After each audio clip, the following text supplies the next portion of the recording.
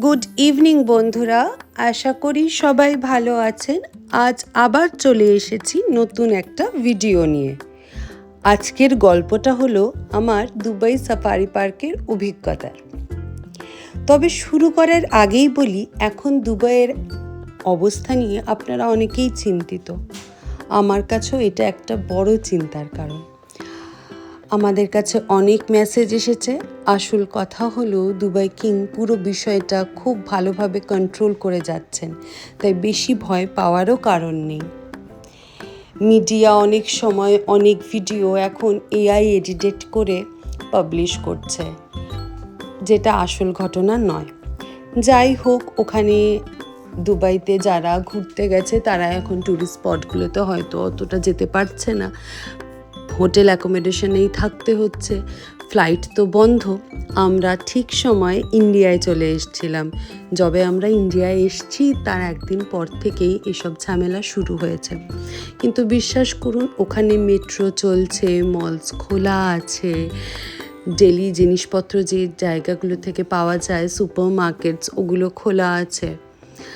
কমিউনিটিতে অনেকে ফুটবল খেলছে, ক্রিকেট খেলছে। আমরা সব ওখান থেকে খবর পাচ্ছি যে এলাকায় আমরা থাকি সেটা এখনও অবধি সেফ আছে। ডেলিকার অ্যাক্টিভিটিতে কোনো ব্যাঘাত ঘটেনি। আশা করি এরকমই থাকবে। তো যদিও এখন ফ্লাইটস বন্ধ, আমরা ঠিক সময় ইন্ডিয়াতে ফিরে গেছি, আর দুবাইতে আমাদের যেটা এলাকা সেটাও সেফ। তাই আমাদের কাছে এই ব্যাপারগুলো অনেকটা রিল্যাক্স রেখেছে। আপনারা যে আমার কথা ভেবেছেন বা আমাদের কথা ভেবেছেন, মেসেজ করেছেন, তার জন্য আমি সত্যিই কৃতজ্ঞ। এই ভালোবাসাটাই আমার কাছে সবচেয়ে অমূল্য। এবার আসি আসল গল্পে। দুবাই সাফারি পার্ক মরুভূমির মাঝখানে এরকম একটা জায়গা ভাবাই যায় না। এমন কোনো পশু পাখি নেই যেটা এখানে দেখতে পাওয়া যাবে না। সবচেয়ে বড় কথা হলো এদের মেনটেনেন্স এত ভালোভাবে রাখা হয়েছে যে মনে হচ্ছিল যেন আমরা এদেরই নিজেদের একটা জগতে ঢুকে পড়েছি। কিডস ফার্ম এরিয়াটায় যখন ঢুকেছিলাম মনে হলো চাইল্ডহুডে ফিরে গেছি। ব্যাকগ্রাউন্ডে old McDonald had a farm গানটা চলছিল, আর বাচ্চাদের সাথে আমরাও যেন সেই সুরে পা মেলাচ্ছিলাম। আর পাখিদের কথা কি বলবো, তারা পুরো খোলা আকাশে নিজেদের মতো উড়ছে। আপনি যদি হাতে খাবার দেন তাদের, তারা নিঃসংকোচে এসে আপনার হাতের ওপর বসে খাবার খেয়ে যাচ্ছে। এই খাবারগুলো ওখানে যারা মেনটেনেন্স করে তারাই আমাদের দিয়েছিল। এত সুন্দর দৃশ্য খুব কম দেখা যায়, আর আমরা সেটা উপভোগ করেছি। জানেন তো, এই পার্কটা এত বড় যে এটাকে আলাদা আলাদা জোনে ভাগ করা হয়েছে।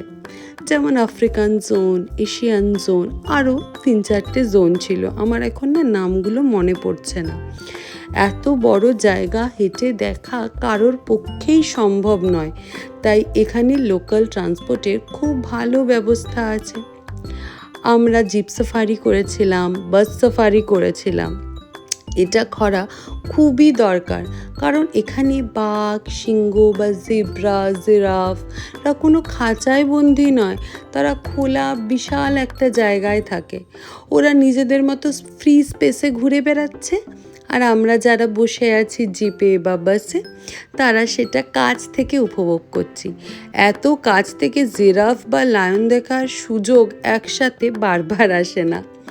সাফারি ছাড়াও আরেকটা জিনিস আমাকে অবাক করেছে, সেটা হলো এখানকার থিয়েটার শো। গিয়ে দেখি, ওরে বাবা, তারা কি দারুণভাবে ট্রেন্ড। এক একজন বড় বড় থিয়েটার আর্টিস্টদের মতো পারফরমেন্স দিচ্ছে। সব কিছু এত অর্গানাইজ যে আপনি এক মুহূর্তের জন্য বোর হবেন না। টাইগার, জেব্রা, জিরাফ সবাই যেন একে অপরের সাথে তাল মিলিয়ে থাকে এখানে।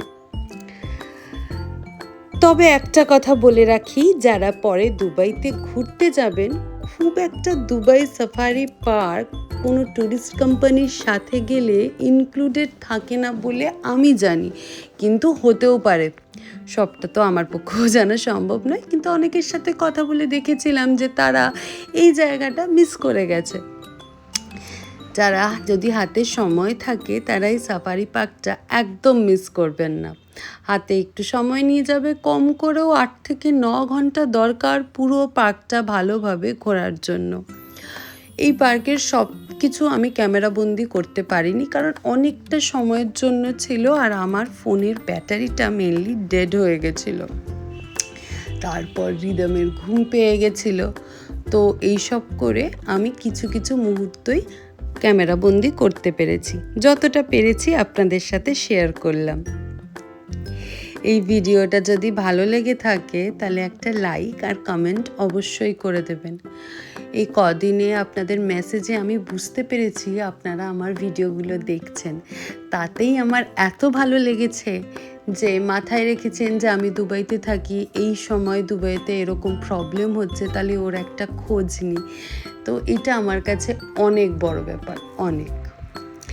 এইভাবেই আমার সাথে থাকবেন। আমার ভিডিওটা যদি ভালো লাগে তবুও বলবেন, না ভালো লাগলে তবুও বলবেন।